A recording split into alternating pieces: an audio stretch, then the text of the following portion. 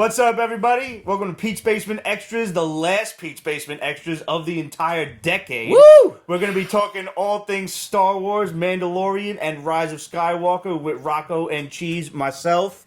Cuz, thanks for coming. Hey, Merry Christmas, man. Happy New Year, guys. Happy New Year. It's going to be a... Happy New Year. Let's hope it's a good one. Indeed. I don't think we're going to get much Star Wars other than the Obi-Wan... No, not the Obi-Wan series. We'll get the Mandalorian next year. And the Obi-Wan series, I think, is also launching next year. So, other than that, no movies. I am so stoked for. No. Yeah, the Kevin Feige one's not due out until 22, I think. Kevin Feige's doing a Star Wars movie? He's taking over dude. for Benioff and Weiss because they got the axe. Yeah. And Kathleen Kennedy's stepping down because she's a moron. Okay. Yeah. No, she almost... We don't have any source material. How about Bitch, please! Hey, Miss Kennedy, how about you actually just organize a writer's room? How about that? Let's start with that. Baby steps. Baby steps. You know, let's maybe plan something. Let's start with Mandalorian, since everybody was in an uproar because they had moved the episode up one day in order to coincide with Rise of Skywalker. Right. Yes. And everybody's like, "Oh, how does this intertwine? What's going on?" Well, I would have been really pissed if a teenage baby Yoda or a teenage Yoda species showed up in this movie to save the day. I agree. You know what I'm saying? So I'm like, it can't be that. I like the fact that they kept the entire thing ambiguous. And please, everyone out there, please don't be that nerd. We all know it's not actually Baby Yoda, but we're going to call him Baby Yoda because species TBD sounds stupid. Yes. I have a theory on what the species is called, but I mean, that's neither here nor there. And if I'm incorrect in my theory, please tell me. But we can go into that later. But yeah, no, I've had a field day at work because even though I work at a sports bar, I got a large demographic of nerds that like to come in and talk all things geeky with me. And it's weird when somebody's like, "Oh, it's Baby Yoda, so it takes place 900 years ago." I'm like, no, whoa, what? What? No, cement. It's after Jedi, but before Force Awakens. This is why the internet sucks. Okay. 5 years after Jedi. This is why the internet sucks, because they label something and then it just snowballs. Yeah, So- people take it too literally. What else are you going to name that kid, though? The Right. child. Why can't we just call it the child? Yes. And it's just the like kid. What's the kid? Or the asset. We'll pay attention to the show. Anyway. Well, I don't know. I'm thinking of Gina Carano when I think the word asset, but so. I don't mind calling it the child if I'm getting technical, but I mean, look at him. Doesn't it just scream Baby Yoda? Yes. It's the cutest fucking thing Star Wars has ever turned out. Ever. I think if we're gonna up the ante on that, the next thing that we need to see, which is something that was introduced in the Clone Wars movie before the series, is baby Hutts. I'd like to see another baby Hutt live action. Ooh. Do you know that Jabba the Hutt has a kid, I actually right? never saw the cartoons. So I need to watch them. Okay, well then going into Yeah. the end of this Mandalorian episode, there's things I'm going to have to explain to you. Okay. I actually need to preface this entire PB Extra with, I know that all the cartoons, Clone Wars and Rebels, it's all canon. And also, the new Marvel comics are canon. There's a lot of shit that happens and was explained in the comics. I was reading them to start with, and I fell off, but I still have them all. But I'm like 30 years and I'm a little upset because the next series, so the first volume, or the first run, which took place between New Hope and Empire Strikes Back, bridges that gap in the comic books. Yes. The next series that it's actually coming out next week, written by Charles Soule, though, which I'm really excited about because he's a fantastic writer. It bridges Empire and Return of the Jedi, and if anybody knows my fandom and how I am with Star Wars, I still consider Shadow of the Empire canon. And if you're just gonna totally retcon it, I have a problem with that. But it doesn't matter. So fingers crossed that they don't. That they don't step on that, or if they take a lot of that and they retell it, that would be fine. I don't know, but Yeah. you know, there's things referenced in Return of the Jedi, like how the Bothan spies stole the plans for the second Death Star. Right. That was kind of told in Shadows of the Empire. So you kind of like when There's a lot of shit that they reference in just the text scroll that I would have liked to see that happen. when Mon Mothma, is it Mon Mothma? Mon Mothma. Mon Mothma. She's like, she gets a little emotional in that one briefing room, and she's like, many Bothans died getting us these Star Wars plans. It's just like, well, what the hell is that story? Yeah. You don't know. And we'll get to this, but I mean, I for one would have liked to see the Emperor's TV commercial that was broadcast around the galaxy. That would have been sick. How about you start with that, or like show that you just they don't. could have. I mean, because it was Ryan Johnson, this was never going to happen. But to end The Last Jedi with the broadcast. Well, this is my. But that was part of the cleanup. Yeah, I know. To his piece of shit. And going into reviewing this movie, it's hard for me to just look at this movie as a singular movie and go, what did you think of this one? Because I feel like this movie has proved that you have to look at this entire trilogy as you can't just review this movie. You have to review the trilogy. Yeah, because it ties everything together. Because it ties or attempts to tie everything together and make it make sense. But there's also just like a lot of frustrations I have because writing wise, it's like you could have if I felt like you planned this from the start, this Palpatine thing, your Force Awakens would have been a totally different movie. Yeah. And I like them sort of redeeming themselves at the last minute to the best of their ability. But really, like, there's like a woulda, coulda, shoulda on what the first two movies could have been. I can akin the whole Palpatine thing to Norman Osborn being behind the Clone Saga. It's like, okay, we need an out. Who the hell could it be? Let's make it the Green Goblin. Let's make it Emperor Palpatine from the start. Yeah. And he was the one controlling everything from behind the scenes on his little homeworld, making, thousands upon thousands of hymns. But also, like, I even watched it, and I only saw it once, and I really should have seen it twice before talking today. But, like, same. I feel like I'm still a little confused as to how this guy survived this. Like, and also, like, there's fan theories going around that this Palpatine is not the Palpatine from the original trilogy. No, I don't believe clone? he is. No. He is he is the original Dark Sidious. This guy. So this is just a theory, by the way. I don't know if this isn't true, but I've heard these discussions being floated around. That Palpatine in Return of the Jedi is a life model decoy. Yes. So like that, this Darth Sidious mastered the manipulation of midichlorians and is able to create life and everything like that. So this Dark Sidious has been literally living in the shadows this whole time. He's connected to tubes to kind of revitalize his life and keep him living for as long as he has, for hundreds of years. And that then that Senator Palpatine or the Emperor Palpatine, whatever they are just like manipulated clones of his DNA. Same thing with, well, you're going to start a movie and we're supposed to buy the fact that this dude had a son? Is it a son or a daughter? He had a daughter? I believe he had a daughter. He had a daughter. He had a daughter and then had a granddaughter. And you're going to kill them but not kill Rey. It's just like, it seemed a little choppy. Who'd he shag? Yeah. That's what I want to know. Yeah, who'd he shag? But it also, like, all right, but it is Star Wars. So as a fan, I can go, well, he just manipulated it and perfected the creation of life and was able to create a daughter. And that's something they didn't even bring up in this movie, was the fact that he can manipulate the midichlorians. And this was something that was in the comic book canon. Right. And he basically impregnated Shmi Skywalker. You can't do that. Yeah. Shmi Skywalker to give birth to Anakin. Annie, is that you? Oh my god. Look how handsome. Now, oh man, I rewatched. So did I. Attack of the Clones is the hardest movie to get through, man, because I've stopped blaming Anakin Skywalker. I stopped blaming what's his name, Hayden Christensen for the lackluster of those prequels, but at the same time, it's just like there are certain scenes that, while written a little fluffy, good actors, which is something that was proven in this movie and even in this trilogy, a good fucking actor can make these movies work. Yes. And Adam Driver, I'm going to say this right now. I don't care what we say about these movies. Adam Driver and Daisy Ridley validated these movies. That's all I'm going to say.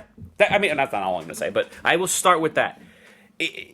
I'm sick of people just going, oh, you need good writers, you need good directors. It's like, all right, the stories are going to be what they're going to be, and I have my frustrations with that. The directors are going to want to make their decisions the way that they make their decisions, but good directors and good actors to take the dialogue, to take the scripted word and make the most of it.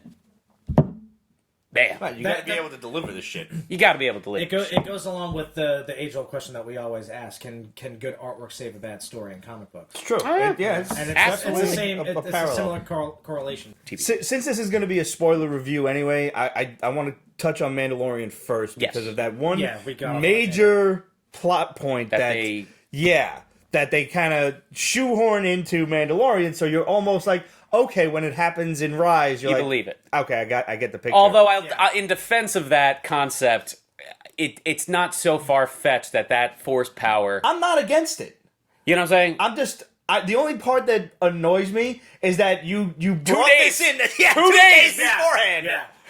Wait, we got to push it up 2 days. Yeah. So 2 days before this movie comes out, if you don't know, or if you don't care to know, or be spoiled, there's a Force power of healing that Baby Yoda, throughout the season, he's been attempting to help the Mandalorian. Which was a hilarious. It's like, Yeah, just like, stop. No. Yeah. Just stop. It's so great. Yeah. And he finally heals... Who does he heal? He heals... Carl Weathers' character. I can't remember his name. So healing is a thing. But... It shouldn't be that far-fetched to understand that this is something that was a concept that was introduced in Revenge of the Sith, when in that probably the best scene in the entire movie, where Palpatine is talking to Anakin in the opera, the bubble opera, whatever the hell it was, about the potential of the dark side of the Force and how it can save a person's life or create life or heal or it's just like. Okay, it's always been there, but nobody has ever perfected it other than Palpatine. Right. So, Well, and I always thought that was a lie that he was just telling. no, That was just a fucking story. No, but because then how does Anakin exist? Like, if it's been assumed now that Palpatine manipulated midichlorians, and say what you want about midichlorians, it's there. You got to use it, and what is it called? Immaculate concepted Anakin. Yeah. Then sure, why not healing? But now, it's ridiculous that it was sort of like... And the interesting correlation, though, between that is that Palpatine's focus was to achieve immortality. And then you see Rey and later Kylo and then Baby Yoda do the same thing to heal somebody who's been injured. That seems to be more of a light side version of that power. That black side. Which is why the fate of these characters at the end of Rise, I buy into. Because just like, it's such a... dangerous thing to hold and be able to do. It's a terrible price to pay. Yeah, it's a terrible price to pay. But it's why I thought like the ending, the way that you wrap up these characters specifically, not the whole story, but the way you wrap up these characters and their fates and where they go or where they end up, I'm totally down with. Other than Chewie's fucking metal, get the fuck out of here with that shit. That was such bullshit. Give me a break. It annoyed me that he was mysteriously on a different different transport. Where was the other transport? Yeah. There were two. You're in the desert. No. When they go around that rock and she sees him being taken away, there's two transports. Are there? Yeah, I think there's two transports. I need to see it again too. Yeah, so like the one goes one way, and then she stops the other one going the other way. Right. I buy it. Look, if that's cinema, They that's play the shell game. It is what it is. But getting back to Mandalorian, to watch that last night, a couple of days after I see the movie, I'm like, now I get why they released it early. Exactly. Because it's like, people are going to want to see this some sort of a prior correlation. To have knowledge that this power existed before. And that episode 7 is the penultimate episode because you're leaving it on a cliffhanger. Yeah. You've been working your way through the entire series to kind of reveal a little bit more about what the hell's going on. All of these episodes were just fun. Like every time I talk to people, they had a lot. How many of episodes fun. are there? 8. Okay, I'm a 7. So we're rating this out of 8 stars. I give it 7 out of 8. All right. I think 7 out of 8 of these episodes. So which one? There's one obviously you did not like. Oh, can you guess which one I didn't like? No, I can't. It's the gunslinger episode. So the episode on Tatooine, which was a crying shame for me because it's like, this is the first time we're back on Tatooine live action since Revenge of the Sith. Yeah. It's like, it was a way for them to, and also things you need to, like, why didn't I like this episode? Why is it lackluster? And there's a couple factors for me. One, it's directed by Dave Filoni. He's never directed live action. He's the creator of the Clone Wars, Rebels. Mm-hmm. This guy is he's the protege of George Lucas. Yeah. If the Star Wars franchise survives the next decade, it's gonna be narratively, it's going to be because of him and probably Jon Favreau now.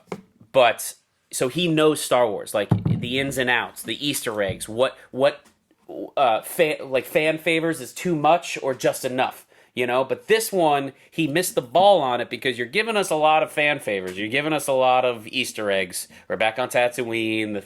But your execution of it is just so bad. I love Amy Sedaris, who played the hanger. The mechanic. Yeah, mechanic with the droids. It's a fun little character, but it just didn't. She seemed extremely. Oh, the one with Ming-Na Wen. Okay. Yeah, the curly hair. Yeah, no, I get you. Oh, you know what episode? Yeah, now I know which one you mean. Yeah. But my biggest problem with it was this character of the gun, this wannabe bounty hunter that's trying to get into the guild. He was a little bitch. You knew he was going to be a shithead. He was horrible though. Like the actor, and I'm not knocking I don't want to knock actors. I don't want to say it's his fault, but I think he was insanely miscast. I feel like in order for that episode to really give enough gravitas, you need somebody that you kind of like first, and then you're kind of like, oh, fuck. Yeah, I never. That didn't Yeah, I never like liked a him from the smarmy start. bastard. He seemed like a little bitch. Yeah, and then the other thing was like, you know, when you see an episode that's entitled "The Gunslinger," Yeah, and you don't have a classic gunslinger, gun or somebody who's good at it, good at shooting. Exactly. I mean, He wasn't a threat. He was a quick draw because of how he offs Ming-Na Wen. To like surprise, just bang, Right? You know, but you don't get to see that after the fact, where you know that situation was just kind of oddly written, and like you knew how it was going to play out once the Mando comes across the dead body and says, "Fuck." A lot of it was get back to my predictable. shit. Like a spaghetti western, you knew what was going to happen. Right. But you still enjoyed the ride getting there. Yeah. But I also I wanted more of her. I wanted more of Ming. Yes, absolutely. I thought they also like a lot of like leading up to that episode, they interviewed her a lot. They made it sound like she's going to play this big badass role, and then she's who knows in how a many third of scenes an are left on the episode. cutting floor, You know, maybe she's not True. dead because also the thing after seeing all the episodes, I don't know what that last shot of that episode means. That's going to come back in season 2. You know, you've heard the freaking the theory that it's Boba Fett. I don't think so. Wait, what now? What? So at the end of that episode, This is when we're looking at the artwork stills? no, right before that. Right before the end. There's footsteps with a Yes! going up to the body, her body. Cloaked figure just Cloak drops figure down that has one the way to look at it. what are they called? The spur sound, the spur clinging, Yeah. which is a signature sound of Boba Fett. Because anytime he walked in Empire Strikes Back, you always heard that boot spur sound. But you don't know. Obviously, somebody's going there to claim that bounty because she had a bounty on her head. But Right. I just assumed that it was the Mandalorian going back to collect the bounty. Why waste it? Right. But I don't know. It also had some like awkward shots in it with the sand troopers and the sign language. Tusken. The Tusken Raiders. Well, yeah. Well, the thing that fascinated me about that was the idea that Tusken Raiders could actually Be negotiated with. be negotiated with. No, that's not how I always perceive them. They are a Right. savage, I think indigenous people. right. Yeah. Because I mean, think about it. If you really think about it, who is responsible for the rage and anger in Anakin Skywalker? Who triggered it first? Yeah, right. The freaking Tusken Raiders. Yeah. And now you're gonna have them just trade like normal people. I never really. But that's just fans. Well, wait a minute now. I kind of feel like that you can equate that to like the Amish, where like you're always going to find a few that are just curious about electricity. Rumspringer! If we're talking about the bastardization of original species, Jawas are dicks. I love that though. They've They're always been fucking dicks. They're dicks. goofy I always- dicks, but they've always been. But dicks. I love that. I think that they depicted like so. That's the other thing that you kind of get a sense of is that Jawas aren't just indigenous to Tatooine. They're all indigenous to yeah. desert planets. yeah, because And they that have whole different big cloaks and crawling everything. tank thing. Yeah, is, that's their That's like culture. Sandcrawler. They're all over the galaxy, Yeah. and they're just the leeches that just they take and take and take, and they Yeah. salvage. And they are the scavenger species of the universe. I love that. Yeah. Jawas, they nailed it. Yeah, They nailed a lot of things. That one scene where he finally gets to the top and he's like, "Fuck!" There's 5 of them waiting for him, and they just blast him off the roof. So that was a fun episode. That was. It was playful. It was hokey, but it just worked. You know what? The other Yeah. thing I noticed, like you said, he gets to the top of the tank, and there's like fucking 5 of them with the electrodes, and they just blast him. He got his ass kicked a lot in Yeah. this. He was Yeah. not like a super not untouchable, soldier. right. Yeah. Yeah, That's the Quite thing. easily snuck up on, thrown around all the fucking time. But I feel like that's where they were smart too. It's just like if you're going to tell a story where the main character he's gotta be vulnerable. he keeps his helmet on the whole time. You never see his face. you're losing that tool where you're evoking emotion through facial expression. So we don't have that. Which is why it's taking them this long to do anything regarding Halo, and I'm gonna make that segue. Sure. Because the biggest problem is Master Chief. if you can't show facial expressions, how are you going to be able to evoke emotion? Good physical acting, which has been proven in this, and Exactly. it's like anytime. Pedro Pascal and now was that great. this is done, now that this has been done, I feel so much better about Sure, what's going to it happen. might happen with that. for sure. And I mean, jumping right to the last episode when he's like, "No, leave me to die." He's like, "Well, you can't. I have to remove your helmet, and then I can save you." And he's like, "Well, no living being has ever seen my face since I joined the guild." If it wasn't for that scripted moment, I would have been against him taking off his helmet. But the robot's right. I'm not a living. I'm not thing. a living thing, and I'm glad that. Again, you saw it coming, but you're like, I'm enjoying the road getting there. It's like, absolutely. It's like watching the scenery while you're driving, It's great. And listen, man, you got to hand it to Pedro Pascal, man. He's phenomenal. He's phenomenal, and you don't need to see that pretty face all the time. You know what I'm saying? And the thing is, he is that good of an that good of an actor. Although, without having not to take any credit away from him, though, I just knowing what I know about the production of this series, that he wasn't always on set to do a lot of the physical stuff. So, it's a matter of scheduling with an actor. He's a big actor. He's doing high profile stuff. I'm sure he was shooting 1984 while this was going on. Yes. They're making a 1984 No, again? Wonder Woman 1984. Oh, sorry. You got my hopes up. I'm No, what? sorry. Wonder Woman. But there had to be times where he's on set, or there's like the acting chop moments where he had to have been there. But I'm curious as to see how much of this production he was on set for. He was actually in the armor and all that. But stuff. I have seen behind the scenes photos of him like without the mask on. But but anytime you see like.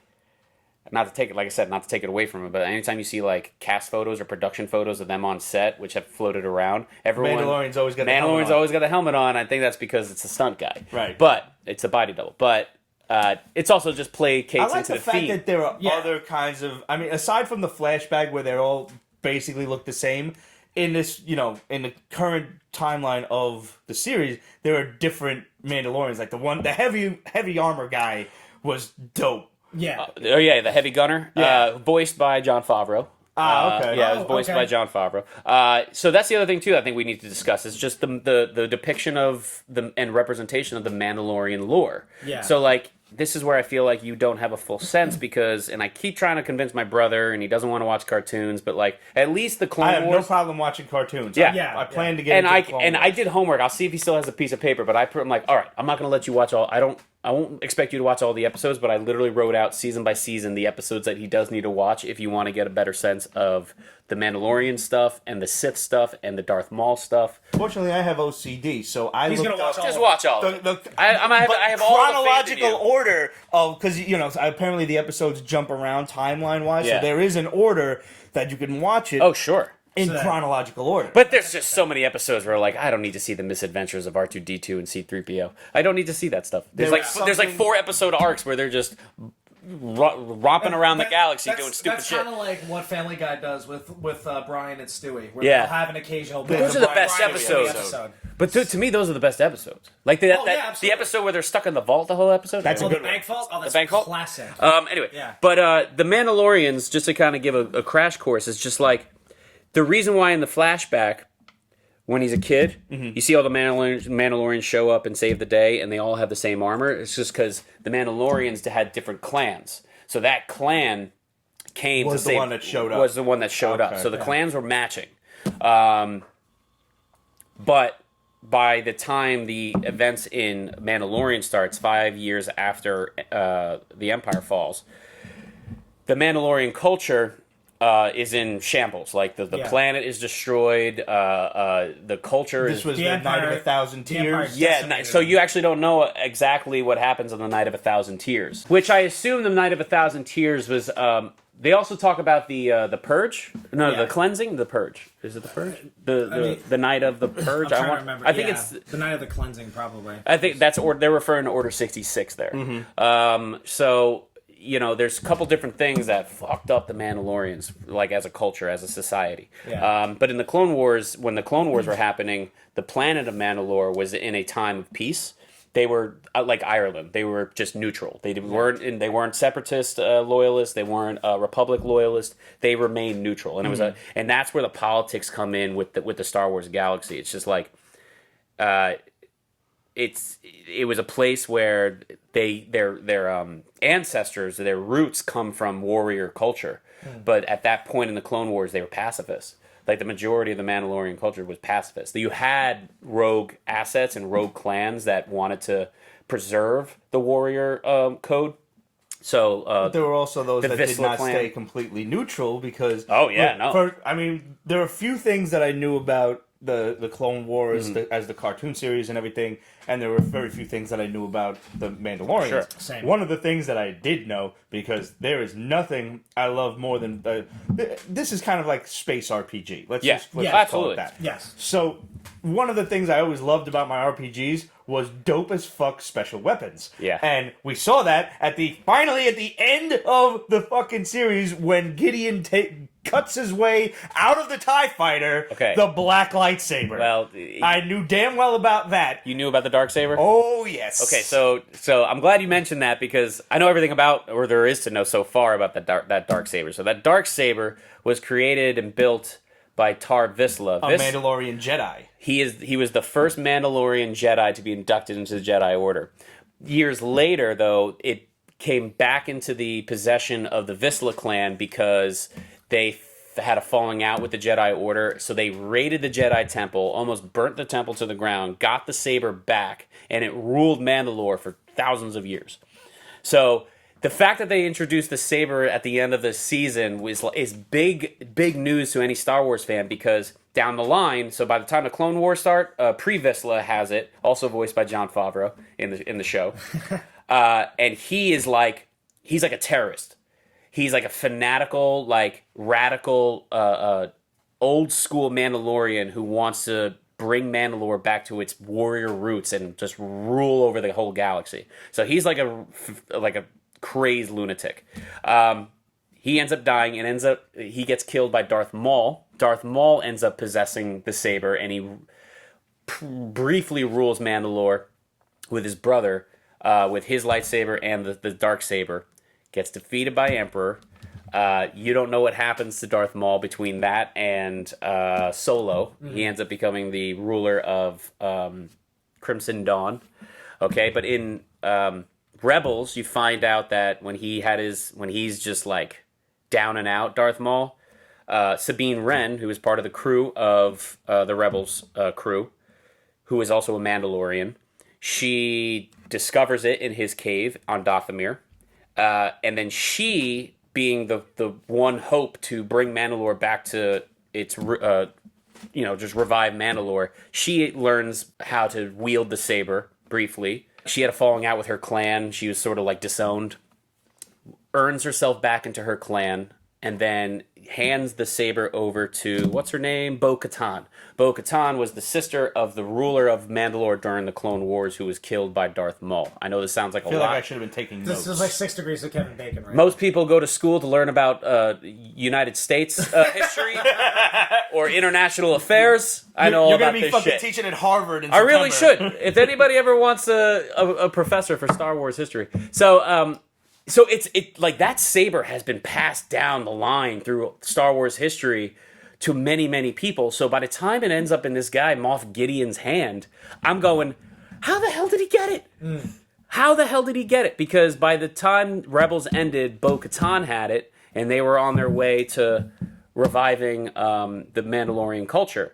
But then I think the Night of a Thousand Tears happened, which we don't know what the hell that is, and it ended up in his hand. So it's going to be interesting to see flashbacks or however he got that saber, but that Darksaber, man, and it looked they did it right. They did it right. It looked like a damn fucking pirate saber. Yeah, man. They did it so. Yeah, it's almost like a cutlass. Yeah. It has a different kind of blade on it, shape, but it looks is like a lightsaber. Fucking sword that's all black with a glow around it. Yeah, but it is a lightsaber, and that saber ruled Mandalore for hundreds and thousands. Definitely of years. cool.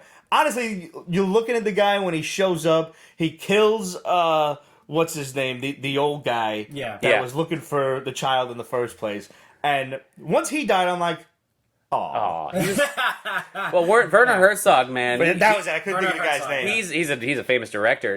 But he's a kooky bastard. And a couple behind the scenes thing about that is Werner Herzog is the ending reason. He is the lynch point as to why we have a live action Baby Yoda. I saw that text and I was pretty amazing. So to give other people context, you got to give Werner Herzog credit because he's normally known for directing. He's had little bit parts in movies playing the villain because he's got that evil sort of Eastern European look and feel to him. He has resting villain face. Yes. Yep. So he's like a Bond villain for sure. Yeah. But he was on set, and the scene where the Mandalorian finally brings the Baby Yoda back to him, and they take him.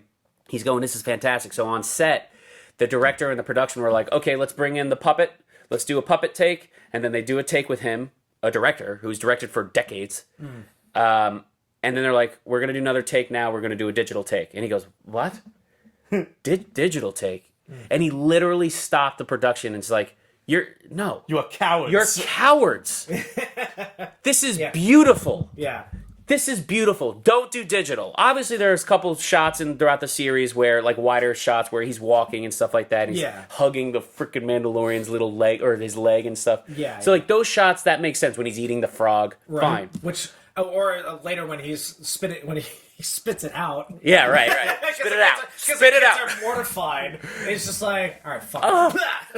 So, there's those shots for sure. But whenever you're acting with the thing, it's live action, and it just freaking worked, and that's because Werner Herzog called out the production. It's just like, if you don't make this live action, shame on you. Call them cowards. So that is the mentality that we need more on in these productions. Yeah. So just go with your gut instinct. Why is Star Wars great to begin with? Because you had all these great puppets and tangible things and special effects, animatronics, crazy stuff that scale models. Yeah, stuff that people never saw before on the big screen, and that stuff ages well if you keep doing it better and better and better. If you just not half-ass it, but if you get lazy and just, end up going to special effects, which is why it's so important that Jim Henson's puppet shop stays. Yes, it stays. Dark Crystal. Yeah, it's amazing. Yeah, it's amazing.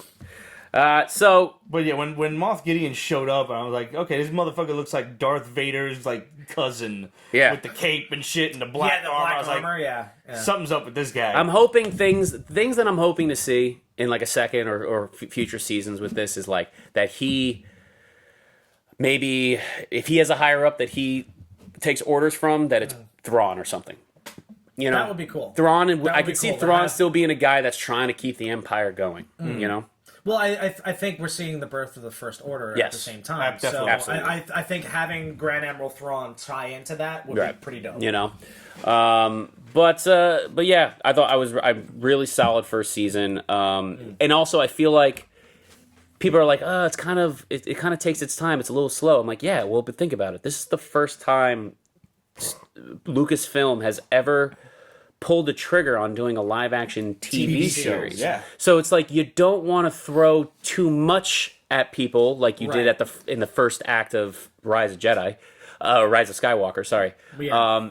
You want to kind of pace yourself. Like, go with a template that is intriguing enough and that's probably going to work, which is tried and true. And Jon Favreau and Dave Filoni got together along with Taika Waititi. I'm sure he had a huge creative say. He directed that last episode. Yeah. Where you go, okay, well, what works? It's like, okay, spaghetti westerns work, old samurai films work. Yep. And this was essentially Lone Wolf and Lone Wolf and Cub. Absolutely. Yeah. So you got these reoccurring themes and these sort of templates that push a narrative along the way, and you gave us little stories within the bigger story, and you kind of got everybody on your side with, oh, this is fun. There's little missions here. I love seeing Bill Burr. Everybody. That episode was kick-ass, dude. I'm sitting there like, I recognize all of these people. Yeah. And I had to go into IMDb to look that up. Was it Clancy Brown? Clancy Brown, the fucking Kurgan himself. Yeah, man. Lex Luthor was... Who Clancy Brown voiced Savage Opress, Darth Maul's brother in the Clone Wars. So Dave Filoni is bringing a lot of his go-to actors that he can rely on. Yeah. The one... here's a good one for you. The one lone rebel soldier on that freighter that they knock out and almost kill. That is the actor that voices Anakin Skywalker in Clone Wars. No shit. Yeah, Oh, so no. it's like those little things that I like, that he's keeping it within a tight, close-knit family But of people. the girl was Tonks from Harry Potter, and she was Game of Thrones. What's his name? Rickon and Bran. I don't know who played her brother. I don't know who played her brother that they were busting out, but that was a solid episode. Just seeing Bill Burr too, because I had seen an interview with Bill Burr on Joe Rogan months before this episode came out, and he talked about doing a Star Wars thing, but he couldn't go into detail about it. And it's just like, it's fun seeing a guy like Bill Burr, if you know his comedy, you understand, who doesn't, he's not a Star Wars guy, he's not a nerd, he doesn't fucking know. Right.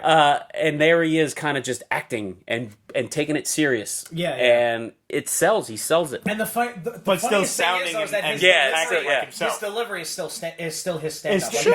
Absolutely. To me, all I saw was him fighting the urge to curse throughout the entire thing. Totally. Yo, when the lights go out and things like, what the fuck? What the hell? Yeah. Oh my god, so funny. So it's good that they're kind of doing their own thing, and it cracking works. the jokes when they accidentally discover Baby Yoda and all that stuff. I'm like, what the hell is that? He could go on to such a tangent, right? Yeah. And just completely dismantle. He did the what? Not the Rhodian snap. What is it called? What is Jar Jar Binks? He's the Gungan. The Gungan joke. Yeah. Oh, Misa, I was like, oh, this is great. And Favreau was up for it because it's do that. Dude, the last episode when the stormtroopers couldn't hit the fucking can. Oh, it was great. It was great. Like, you're 10 feet away. Now, one of those is Jason Sudeikis. Yeah. One of those bike troopers is Jason Sudeikis. Really? Yes. I don't know who the other one is, but he's on another TV show. But and then the other the Rebel pilot, the X-wing pilot that blows up the space station at the end of the Bill Burr episode. One of them is Dave Filoni. That's Dave Filoni. Okay, cool. Yeah. Huh. And you had the guy who called the shots on that space station played Bobby in Sons of Anarchy. Sons of Anarchy, yeah. He's a character actor. He was also in Batman Begins. Yes. That guy's a scumbag in just about every movie he's in. Yeah. Actually, he always plays a dirty cop. In Sons of Anarchy, he's the best. He's the best character. He's Chips. One of the best characters. Chips? No, he's Bobby. Bobby, that's it, Bobby. And wait, anything else that we needed? Aside from giving props to Emily Swallow, who I really would have loved to see her take her helmet off because she's beautiful. I like that she survived, though. Oh, yeah. That fight scene in that last episode, she kicked ass, dude. Kicked ass. So I like her character. She'll show up again for sure. Definitely. She's smelting all that frickin' armor, so who knows what she comes back and with. an occasional stormtrooper. Yeah, I like that they call the things that they're adding to. It's like the jetpacks are called the Flight of the Phoenix or some shit. Flight of the Phoenix. I'm pretty sure that was a movie. No, Flight of the Phoenix is a horrible movie. It's like the Fighter Phoenix or something like that. But it's like, and then there's the little not the weeping willows, the little rockets. The missiles, They have a name page out too. of Iron Man's book. Something sparrows or something like that. Yeah. Fiery sparrows. So anyway, there's just great little detail that they're adding and sprinkling in there that just it creates something new, and it's world building, which is exactly what Star Wars should be. That's the kind of old school shit you see in all those kung fu movies where every single move has a name for it. Yes, absolutely, man. Hanuman floats down river, right? Shit like that, which is So I honestly, other than that actor that played the gunslinger, that's Bobby Cannavale's son. Oh, really? Yeah. So there's a little bit of nepotism. They probably got that role. Pissed me off because I wanted that role. I would have killed that role. Yeah. But I like how also he goes, being that that's the most Easter egg filled episode, and it's also I think the weakest episode. You've got him going to Tatooine, going into the cantina, the same cantina, and who's running the bar? The droid. The droids. Yeah. Where in New Hope, we don't serve their kind here. Droids weren't even allowed in that bar, and now they're running the bar. So that was a good little nod there. But I just hated that he was sitting in Han's frickin' booth. Yeah. Where he shot first. Han shot first. We never got the shot off, as far as I was concerned. Yep. But now we've got McClunky. Do you guys know what I'm talking about? No. Oh, so Disney has a new edit of New Hope. No. Where he not only shoots first, he says something before he shoots. And it sounds like McClunky. That's all I'm going to say. Google McClunky when you get home. I don't think I want to. I'm not sure I want to either. Listen, when it comes to the Han shot first thing, you've got a whole movie now telling the origin story of Han Solo, and at the end of the movie, he kills his own mentor by shooting first. So why can you have that movie and not just go back to the original cut of the movie Right. and have him shoot Yes. first. Yeah. And not for nothing, can we get old Anakin Force Ghost back? I don't need fucking Hayden We don't Christensen. need Hayden Christensen. I don't He know. died as an old man. He should I don't come mind that. back as Yeah, an that's old true. man. You should have. That was. I'm pretty sure that was David Prowse.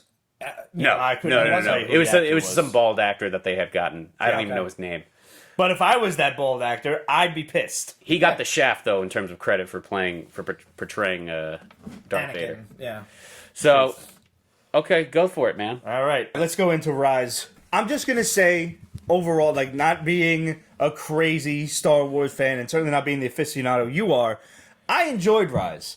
I enjoyed it a lot more than I did Last Jedi. Mm-hmm. And although there were a few gaping plot holes and there were a few what the fuck moments, I thought it wrapped things up nicely.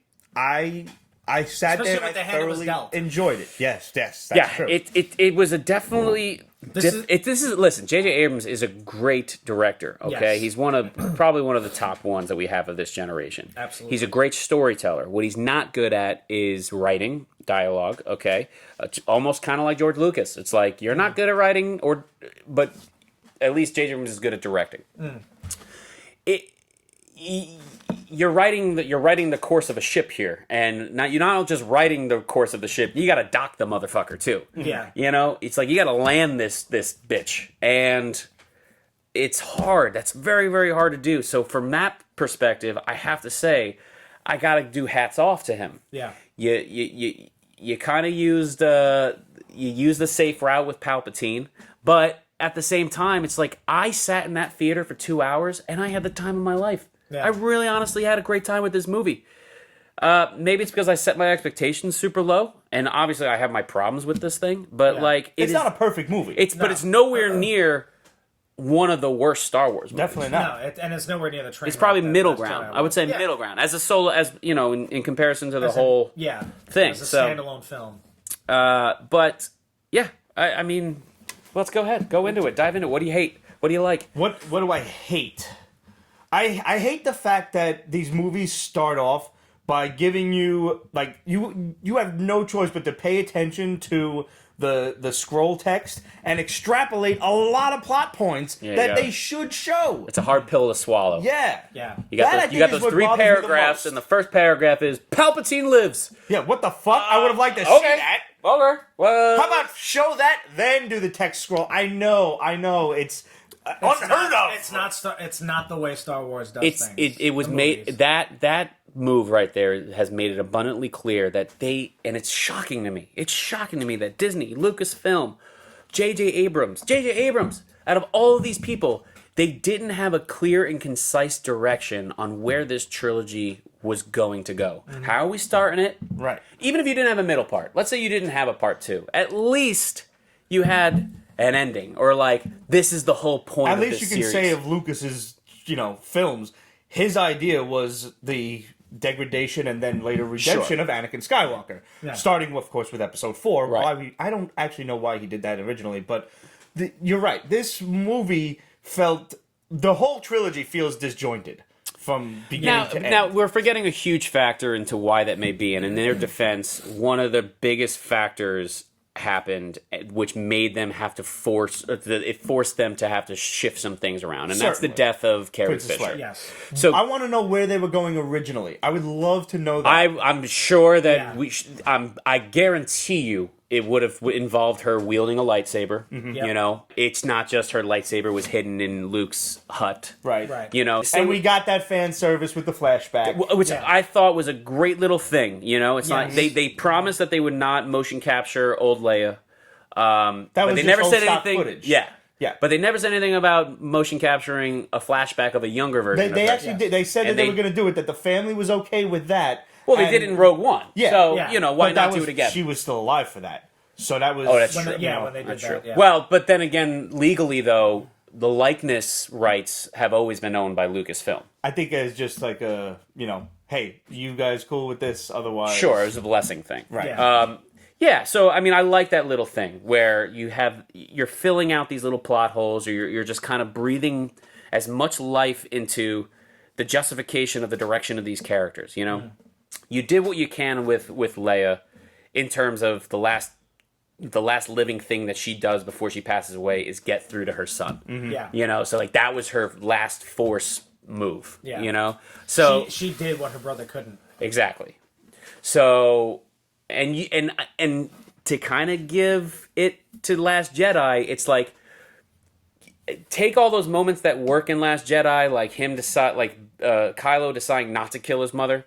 You know, there's little sprinkles of things that worked in Last Jedi that you kind of drove home, and J.J. Abrams kind of like really utilized in finishing out the story. And I have a question. Speaking of her using her power to get through to Ben, was Han a figment of his imagination, or was that her kind of projecting him? So that's to him? I would say that's Kylo becoming Ben again by using the Force. The Force works in mysterious ways.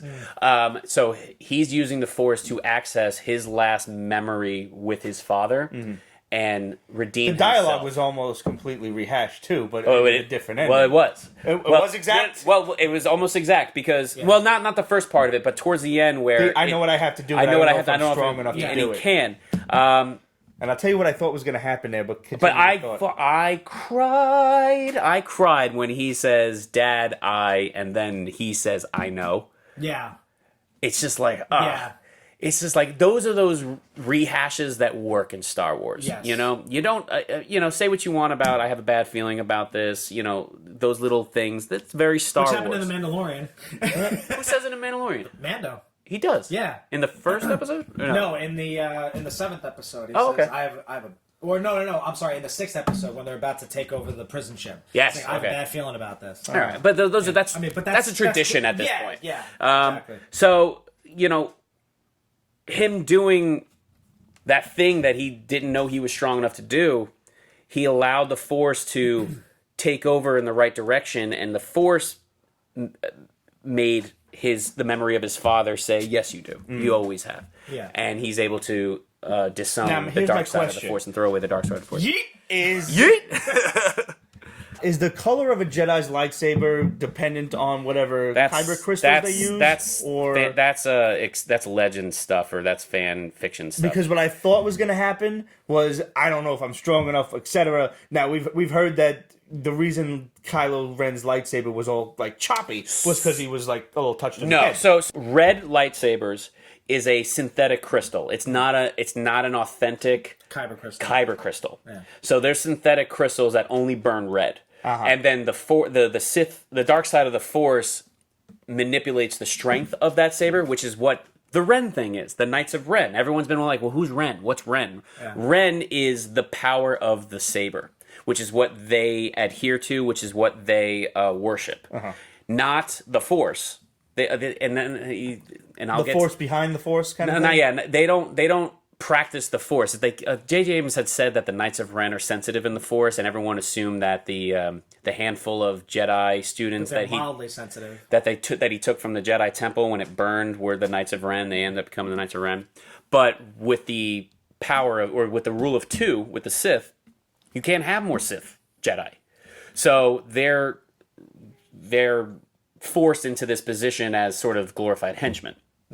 I wish we saw more of the Knights of Ren, honestly. They were cool. They were cool, but and they had enough cool factor where they were cooler than the Praetorian guards in Last Jedi. But I would have loved to see them actually kick some ass. I thought though that he was gonna ignite the lightsaber and it was gonna turn green or something. Nah, it was gonna be like whole instead of. That's not how it works with red lightsabers. As far as I know, and please, if anybody out there wants once the saber's constructed, the crystal can't really change. You Right. can't change I could swear I remember composition of reading the that crystal. there was a reason that Mace Windu's lightsaber was purple.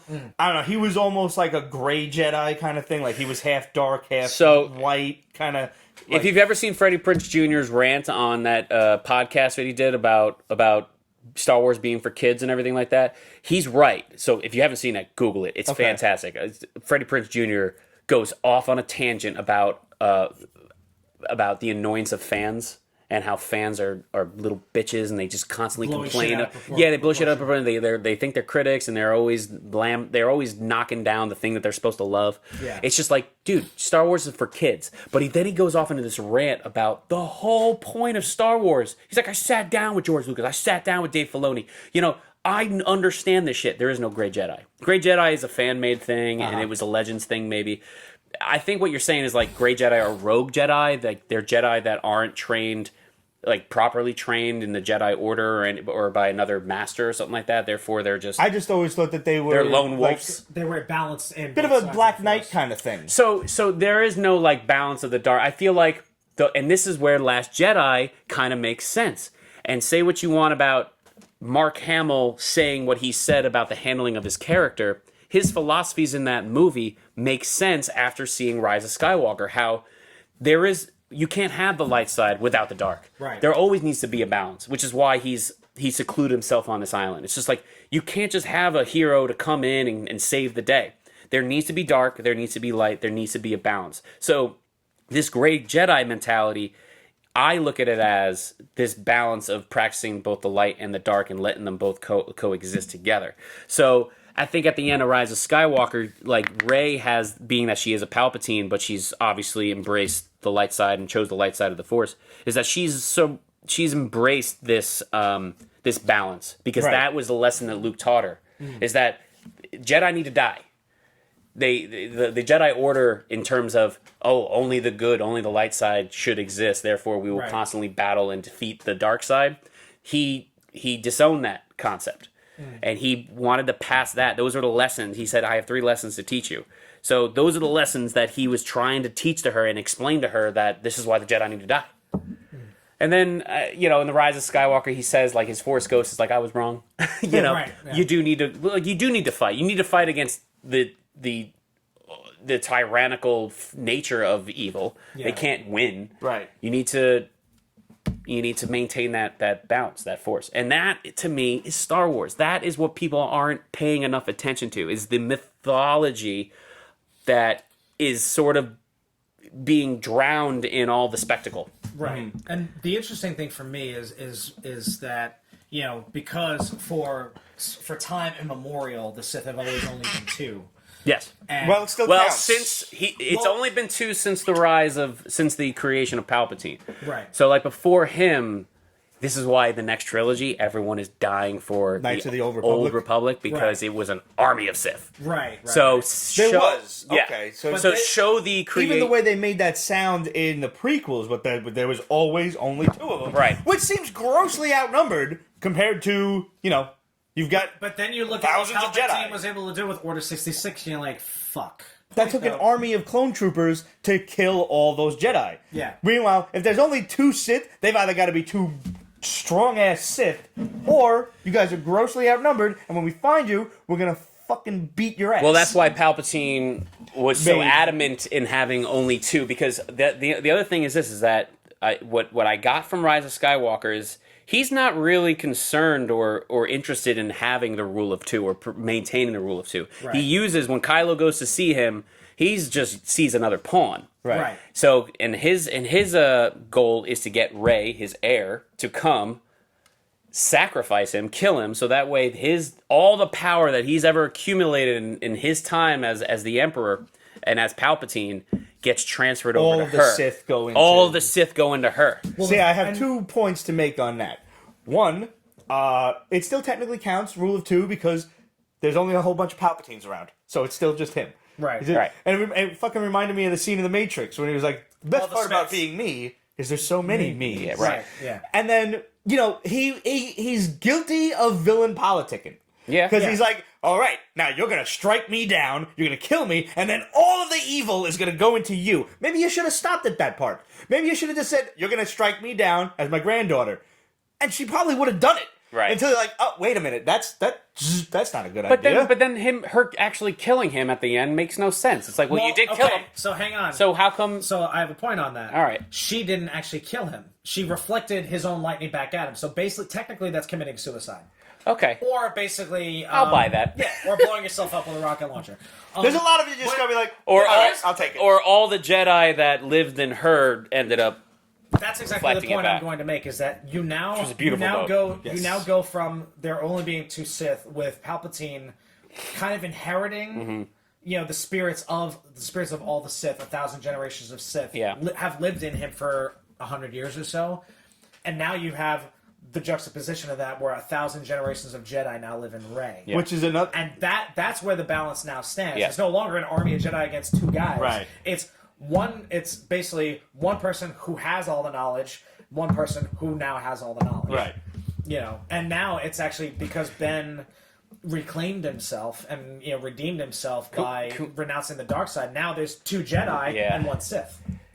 So Which is- can we? And I thought it was a great. I thought it was a great climactic ending, and I loved her going focusing through the battle, seeing the stars, and then every single Jedi that's ever lived is addressing her. Just another reason to see it again is listening for all those voices. I heard all of them. Yeah. Mace Windu's in there. Ahsoka Tano is in there. Anakin is in there. Obi-Wan is in there. Like, old and young Obi-Wan is in there. Yoda is in there. Luke and Leia.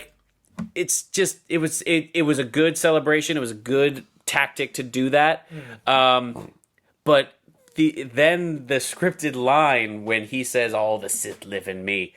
Can we just address the elephant in the room? And I hate to call this out. Endgame? Let's do it. Endgame. It was an Endgame moment. It was legit the same thing. Maybe if the line... I still appreciated it. Oh, yeah, absolutely. But I'm just like, oh, fucking Disney, just going with a formula that works now. Right. It's I just- mean, as if all the battle cruisers showing up wasn't an endgame moment. Right. It's like, But it's not a literally maybe, the it's just but people. dude, down to the line reading.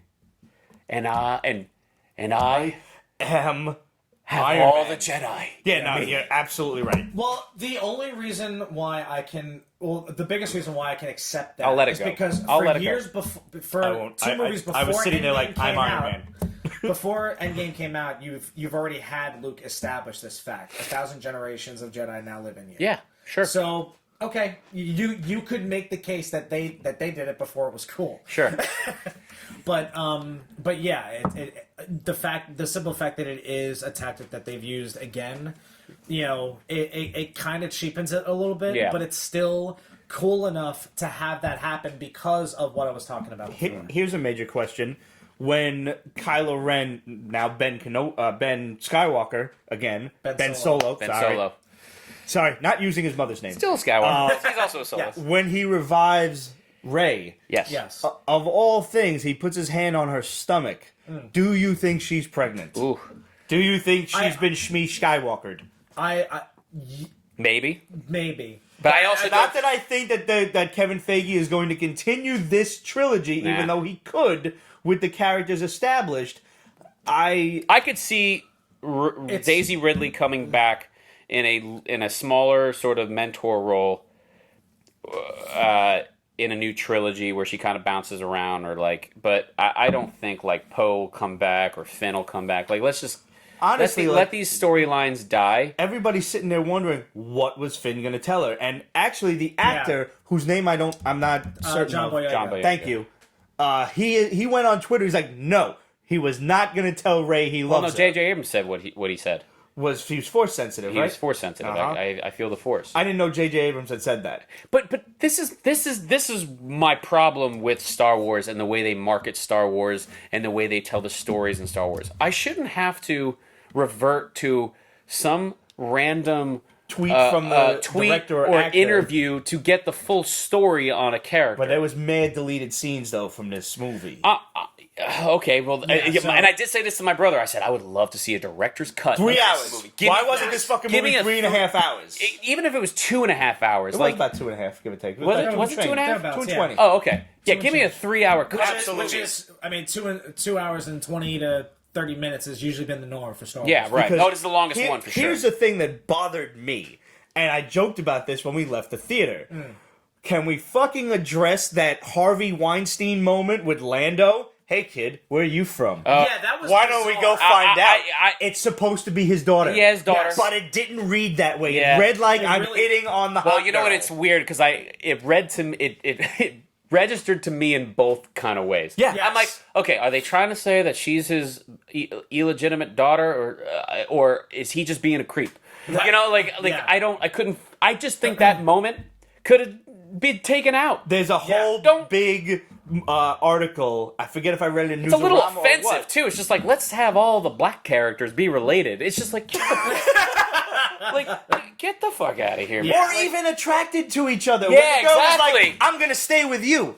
You know, you're right. I shouldn't have to go to an article about this being Lando's long lost illegitimate daughter. Like the part you left in, like even after the first movie, everyone's like, "Oh, is Finn Lando's son?" Get the fuck out of here! Shut up! That was stupid. I didn't even know that. I didn't even hear about that. That was everywhere.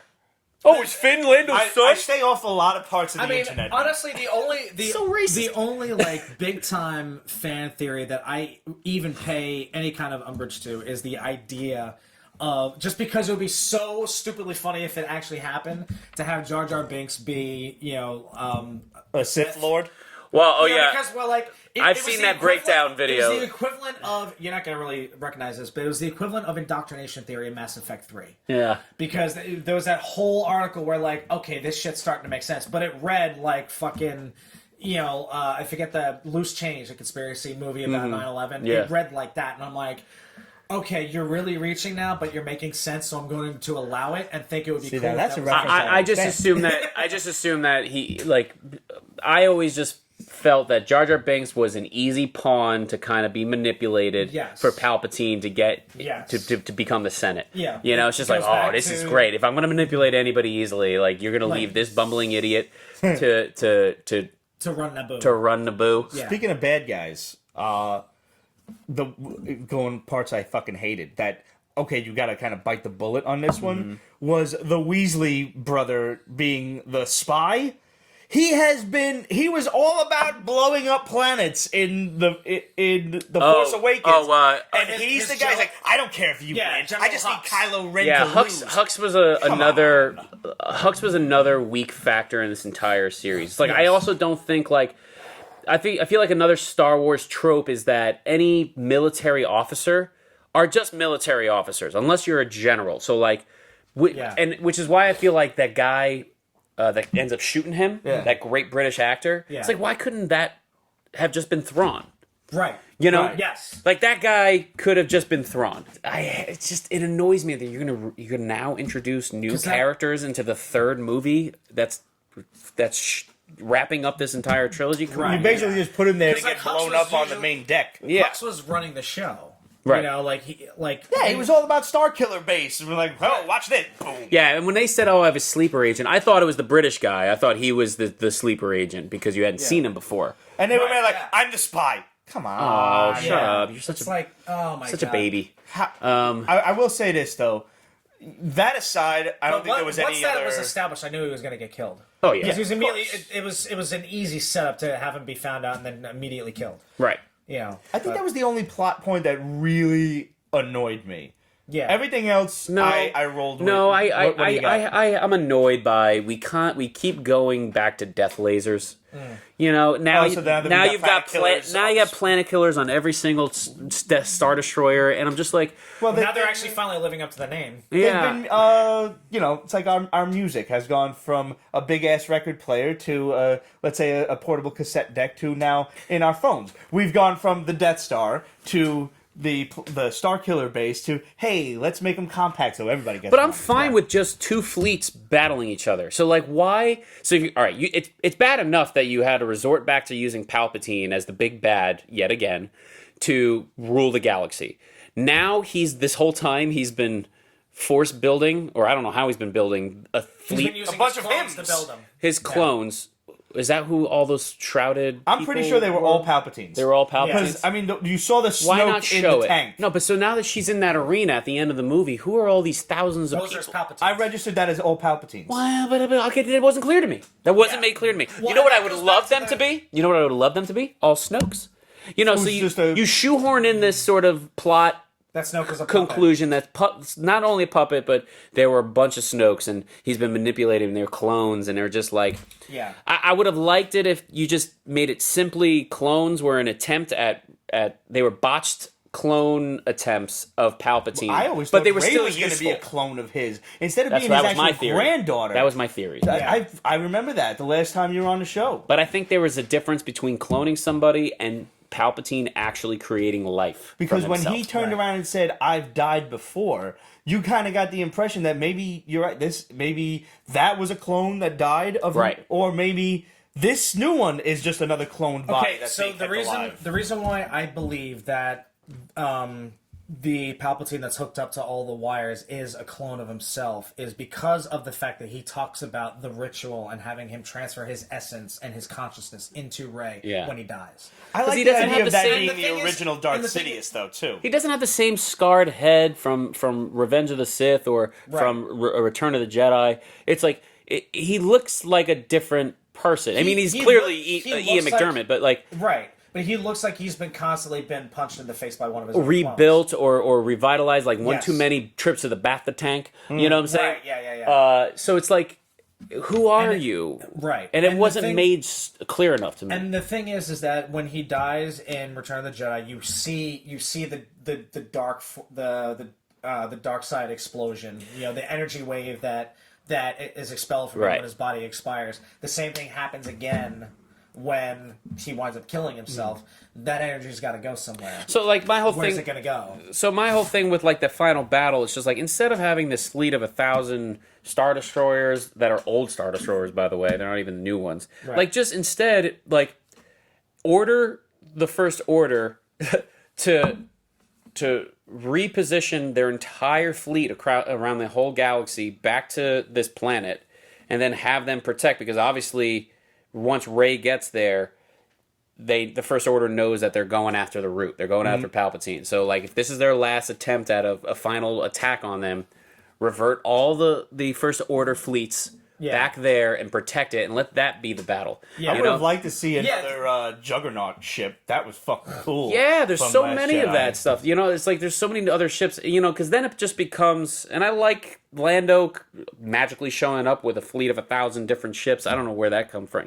There's Well, got to they be went around some. just There's got to be confronting some people. deleted scenes there of Lando going to get these Yes, people. absolutely. Yeah. It's got to be. Yeah. You know, I would actually like to see I'm more pretty of sure Lando. I'm pretty sure that in the first 15, 20 minutes of the film that they were doing all the establishing shots, there's a ton of deleted scenes from that, too. Sure. Because the pacing was so fast. And There was a so lot of haphazard. hard cuts. Yeah. Well, because like going back to Last Jedi at the end of the movie where they put a distress call out from Crate and nobody shows up, I'm like, that would have been that's fascinating to me. That plot point is that nobody showed up. Why not? Like, where's Lando? You know, Right, yeah. wouldn't he show up? So establish more why they didn't show up. They did say like everyone's afraid. Yeah. Nobody wants to battle him. All it takes is one line of dialogue to establish what happened. So yeah. so Which they basically did. they did in this one. Yeah, they did. In this So one. really what this movie and the way I feel about it is it comes down to is that there was a lot of it was so cram packed with a lot of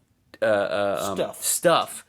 It makes you wish that they established this stuff all the way back in Force Awakens. And I feel like What I can it's like people shit on Last Jedi, but it's just like now I kind of, after seeing this movie, I kind of shit on Force Awakens too. Because I feel like Force Awakens, that movie should have started with the Jedi Temple that Luke built. And he's training these new Jedi. Yes. And the fall of that Jedi Temple. I so badly wanted to see that. And see the manipulation of Snoke onto Kylo. Ren, but also kind of get these hints that, is Snoke really the big bad here? Right. Or is there somebody else pulling his strings? if only that these movies were, planned out? Thank you. So I think the conclusion that we can all draw from this is, like you say, there's a lot of Fuck banging Star Killer plot base. points. There's Right, a lot of points that we all would have liked to see. I think all three of these movies, this whole trilogy, can be wrapped up with another fucking dope ass animated series. Well, I guess we have Show to us at this everything. point. I think you do. I guess we have to at this point. Since Show us what we're missing. Give us what we want. Yeah, fill in the gaps. But They've this been is- able to do that so well, and I still haven't watched Yeah, no, the Clone but Wars series. I've heard seen nothing but I've good seen the shit about miniseries. I've seen the animated miniseries that was on Cartoon Network Listen, that established the Clone Wars series everything is all else, about the but- Mandalorian stuff now. You really need to watch all the Mandalorian related episodes. The Darth Maul shit is bangarang. So like when Solo came out and everyone's like, how is Darth Maul still alive? Well, That's all established in Well, the if you cartoon watch series. Clone Wars, Yeah. you get a better sense of why. Right. Not only remember that when he Ramon was survives, watching it, not only and- that he survives the fall by on Naboo, and getting severed in half, but like the Emperor then controls him again, and then Rebels also kind of like fills in those plot holes too. But Rebels takes place after Solo, so in Solo he's the head of Crimson Dawn, which is a crime syndicate. How he became in control of that crime syndicate, we still don't know. Nobody knows. His fall, though, is also something very unclear. And I think that was something that they were banking on Solo being more of a hit. I didn't dislike it. No, I still haven't any seen any real Star Wars fan loves Solo. It's fantastic. It's got it because it doesn't deal with Sith and Jedi and the Force. It just deals with the smugglers and the scoundrels of the galaxy, and it's a great little romp. The question that every fucking scientist has hated since the original movie. The Kessel Run. The Kessel Run in 12 parsecs. And it was he great. took a fucking shortcut. Yeah, he took a shortcut. Simple as that. Yeah. It's not a time. It's a measure of distance. And he basically, let's just say, he went through the mountain instead of around it. Yes. It's Yeah. that simple. Which is suicide. And He lightspeed skipped. that movie was visually stunning. yeah. I can give it to just about any Star Wars movie. I really enjoy Which is the a fluke. visuals in this. Which is too. a fluke because don't forget, halfway through that movie, the original directors were fired. Yes. So that movie tonally could have been completely different. They had to bring in Ron Howard to. It could have been Justice League. Yeah. Oh God. And they made that work. You know. I'm cringing. Well, But- I mean, it's Ron Howard, for fuck's sake. Yeah. It was definitely they did a lot of color correcting in that movie. It was a lot of browns and grays. There's a lot of dark shots in Solo. Yeah. So, and that's because I feel like things weren't working, so they had to like mask it a little bit with a lot of. I think the light color speed skipping in this I was kinda- one of my favorite parts. In Yes. my eyes, The problem And the is fact so that the many TIE cool fighters visuals. kept up. Yeah, hey. I'm like, wait a minute. I'm trying to remember, like... But the I thought problem only is that certain it was- classes of TIE fighters has hyperspace capability. not to use to use the pun rank though. and file. The light speed skipping was like the whole sequence of it was just a little too fast for me. Like they start this movie with a bang. Your brain is trying to catch up to narratively what's going on. Yeah. I mean, if you're a Star Wars guy or girl, like you're there. You can keep up. Yeah. But yeah, it's just like and I was starting to get a little worried because the pace of the first act of this movie, up until you see Rey training on the planet. Yeah. Everything up until that point, it's just like, That's where a lot of those hard Oh my cuts God. were. Yeah. That's probably where a lot of deleted scenes came in. oh my Well, God, this movie's so fast. Like, what are we doing here? The thing, Throwing it all at me. that I love though is that it also reaffirms that Poe Dameron is the most badass fighter pilot in the universe because, like, the thing is, he was able to pull off some retina detaching moves with the Millennium Falcon, even while still screwing up and pulling off a Billy D. Williams knocking off the satellite dish, similar type stuff. But like to do all of that stuff, while lightspeed skipping. And also avoiding all this other shit to try to get those TIE fighters off your back. I also like too that this is the first time, if you think about it, where the Millennium Falcon has a full crew. yes, That's Like, true. yeah. It's like it's nice to see everyone together working Fully as a manned, unit, yes. and it's the just only like that's other time you fun. get It's to see that different. is in Return of the Jedi. Yes. Because Lando can just focus on piloting. Right. In Empire Strikes Back, they're just kind of on the run. It's just like they don't. It's not a crew. just like in Force Awakens. This is a crew Same of. thing. This is the crew of the Millennium Falcon. Yes. and as it is, because there's like another alien creature that's kind of like working on the ship while they're Right. trying to get away. The best character in the movie is Babu. Yes. The best character in the movie is Babu. Yes, absolutely. And it kind of not rivals Baby Yoda, but it's just like there's always got to be that element in Star Wars. You're like, oh, I love this guy. Yo, Yeah. speaking You know? of cheap characters, fucking Ewoks are back. Loved that. Yeah. That made me feel nostalgic. I was like, hey. Honestly, bro, instead of these First Order troopers that have a tribe now on this planet and they help them get to the fallen Death Star, right. I'd much rather it would have been the Ewoks. Like, let's go back to the tribe and have them Yeah. show us the coast I think and where we they needed are. people speaking English instead. Let's talk about that dagger, too. I thought that was a dagger. MacGuffin. That dagger was such a lazy MacGuffin. I like the Indiana Okay, Jones Goonies thing, fine. That's But exactly it made what I no was gonna say. sense. It's like, how do you know where to stand to let this thing match up? Right, that was pure luck. Maybe it was the Force. But then also, why is it a dagger? I thought the dagger was going to be the thing The actual key. that kills Palpatine. Oh, well, that would have been cool, too. The key would have worked, too, like kind of a Like Fortress of Solitude thing. Yeah. Yeah. You know, so it's just kind of Or like like it a kind of National came Treasure and went. type thing. Yes, exactly. You know, it's kind The of like Secret Life it's of kind of like the whole Yes. Ray line. Ray I ... It's just like dagger ... Right.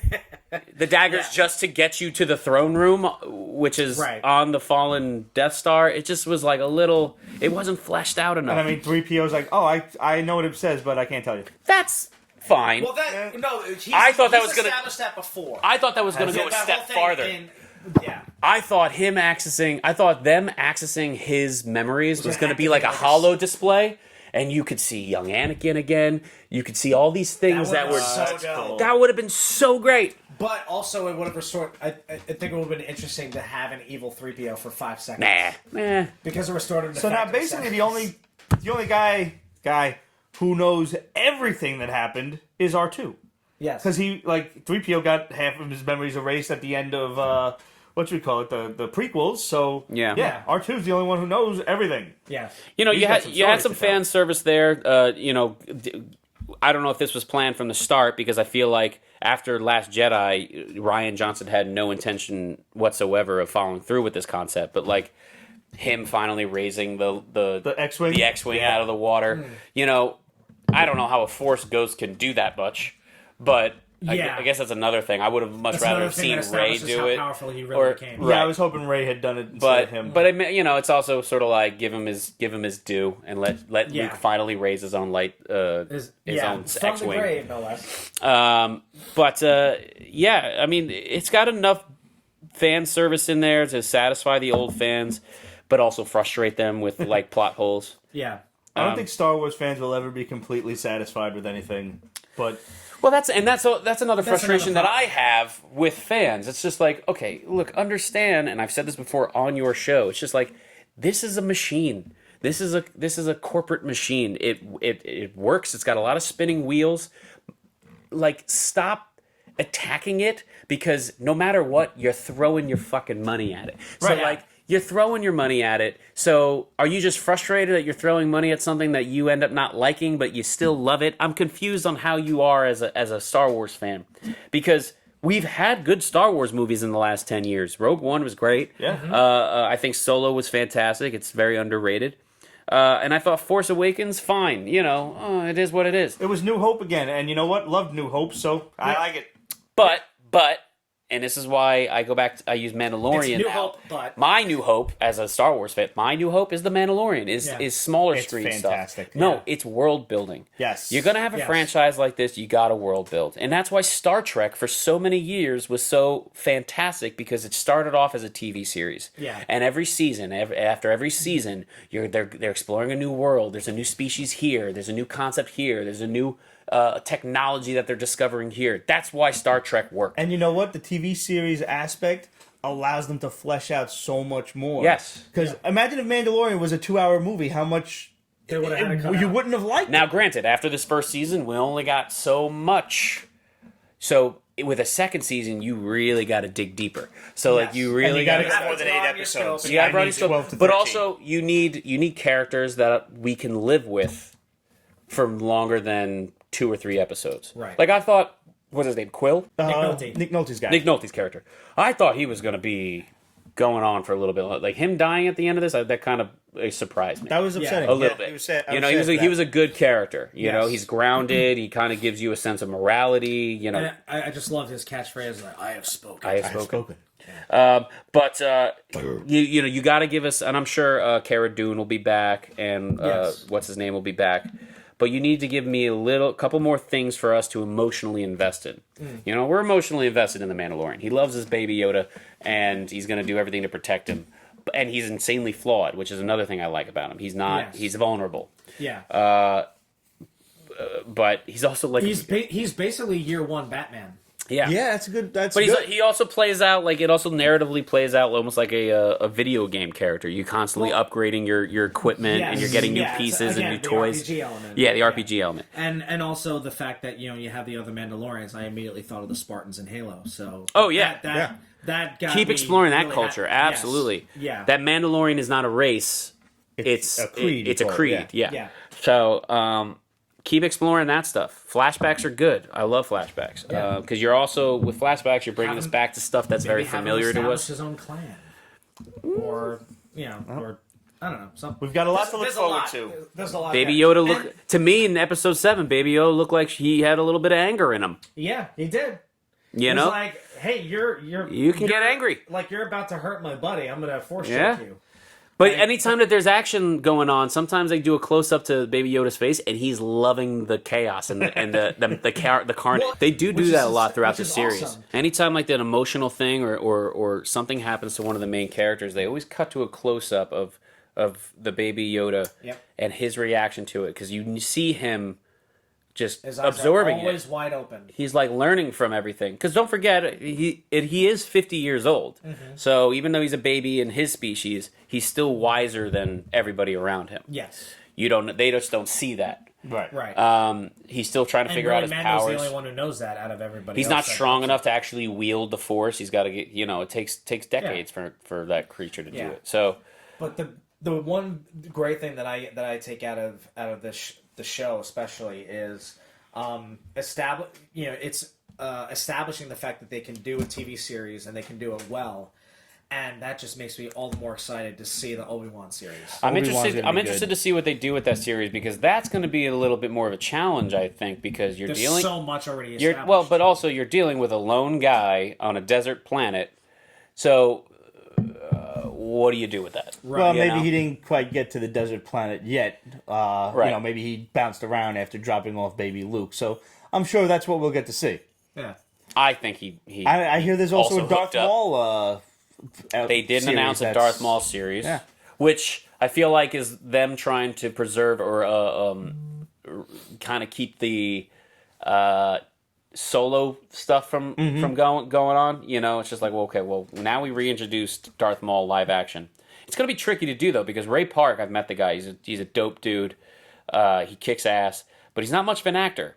Right. And in Solo, he's not using his own voice. He's voiced by Sam Witwer.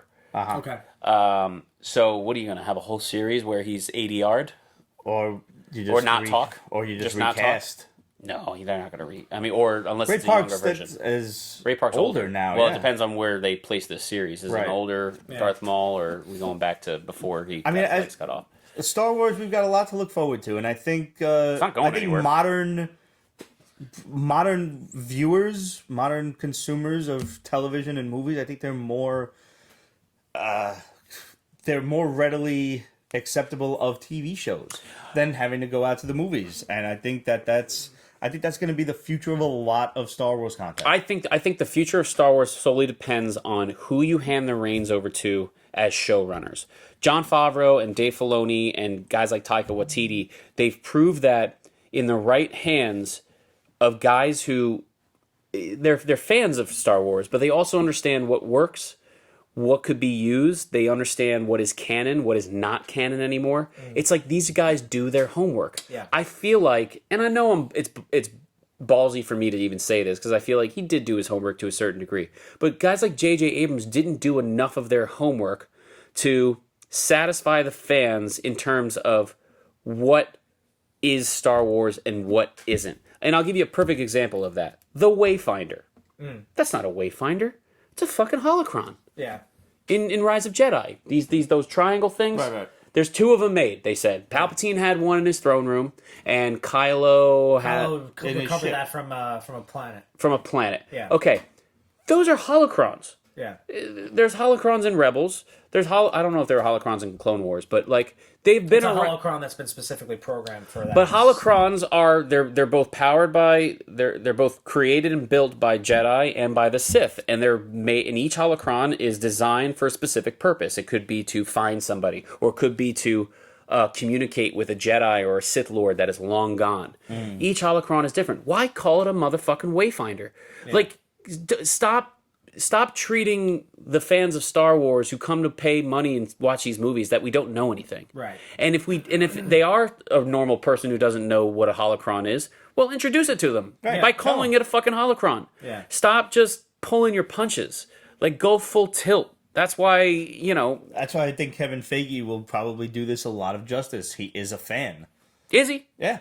I don't know. What? I've got a lot of faith in him. I thought he was a Marvel guy. That is. too. He is. He still is. Well, look He's at going us. to be.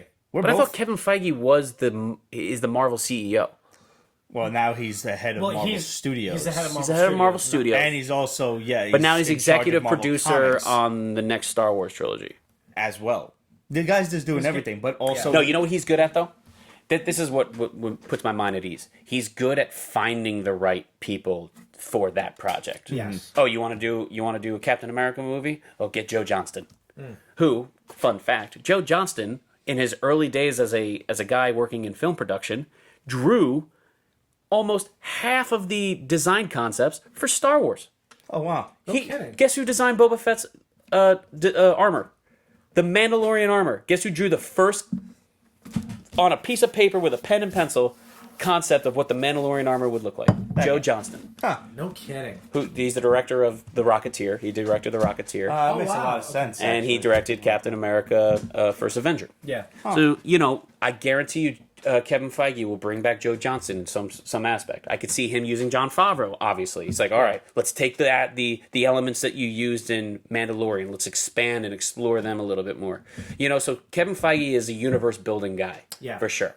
My only problem with that is Kevin Feige also resorts to rehash formulas that work and work and work. I love the Marvel Cinematic Universe, I really do. But in the end, it comes down to the good guys versus the bad guys who got to find a shiny thing and defeat it.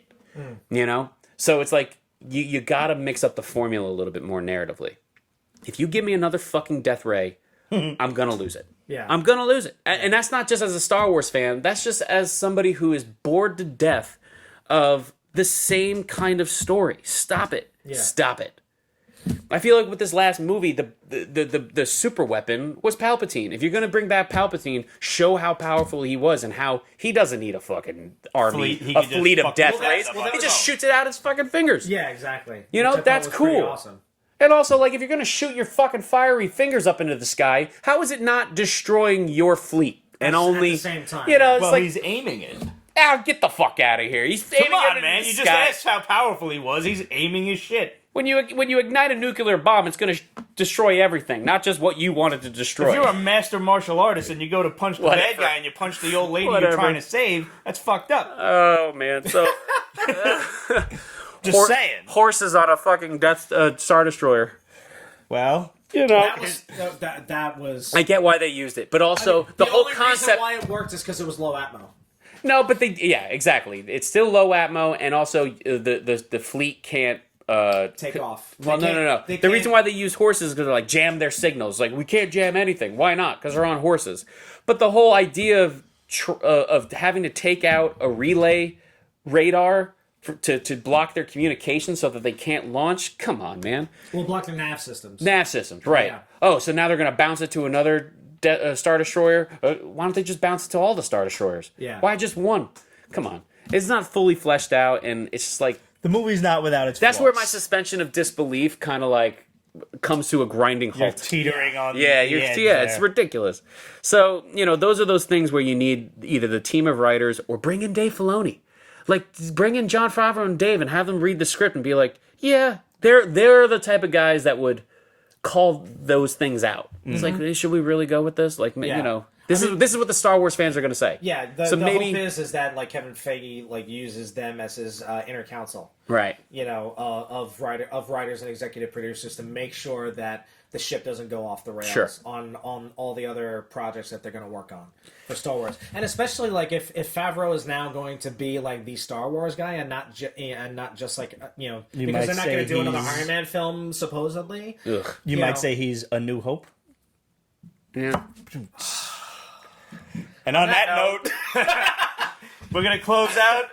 Thanks for tuning in. This has been the last Pete's Basement Extras of the entire decade. Make sure you tune in for season 13 starting January 9th. Nice. If you want a cool-ass Pete's Basement t-shirt, head over to represent.com/store/Pete's Basement. We got PB shirts. We got Breaking Nerd News shirts. We got Zen Rockstar shirts. Thank you to all of our patrons. You make all of this possible. And last but not least, hit us up. Questions at Pete'sBasement.com, Facebook.com/Pete's Basement, Instagram, Twitter, etc. at Pete's Basement. And we'll see you in 2020. The Roaring 20s. The Roaring 20s.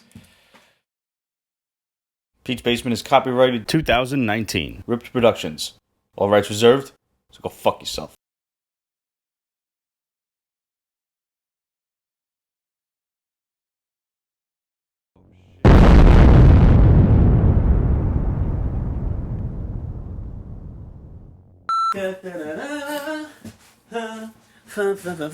Got a nice shot of my crotch?